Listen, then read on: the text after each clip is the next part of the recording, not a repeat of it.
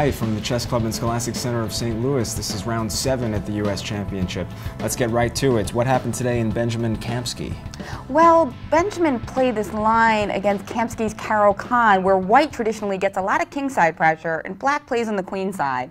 Unfortunately for Benjamin, he missed his key chance with rook to a4, with the idea of knight g5 and queen h4. Instead, when Benjamin missed that chance, Kamsky managed to shove the c-pawn down, and it was all over. Meanwhile, Hikaru Nakamura, who yesterday vowed to play for a win today, made good on his word, beating Varuzhin Akobian. In this position, the only active move for Akobian would be to play b4, but he couldn't because of Hikaru's retort knight a4, gaining time for a mating attack with queen g5. Awesome variation. So, I mean, just gaining one tempo to play queen g5, and it really leads to some very exciting variations. They didn't happen in the game because Akobian played a better defense, but unfortunately for him, Hikaru just had everything that he wanted from the opening after that. And the matchup with the young guns Hess and Friedel. Well, that game started off looking pretty balanced, but somehow Friedel's piece coordination got so screwed up. I mean, he had a king on g3 and a queen on h3 in the middle game, and you know that's usually not a good sign.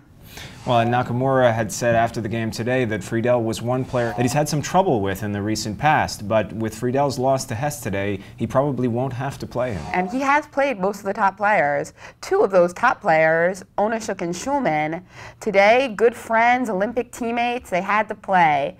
And Onashuk surprised Yuri and pretty much everyone else by deviating from his usual openings to play the King's Indian defense. And it worked out because he ended up in this endgame with a better knight than Schulman's bishop, and it just all worked out in the rook endgame.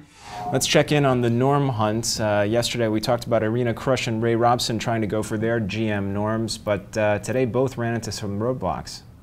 Yeah, unfortunately, Irina Krush lost to Elvis, and Ray Robson lost to international master and Missouri native Michael Brooks. So at least the locals now can root for Michael Brooks to pull 2 out of 2 in the last 2 rounds and maybe make a GM norm of his own.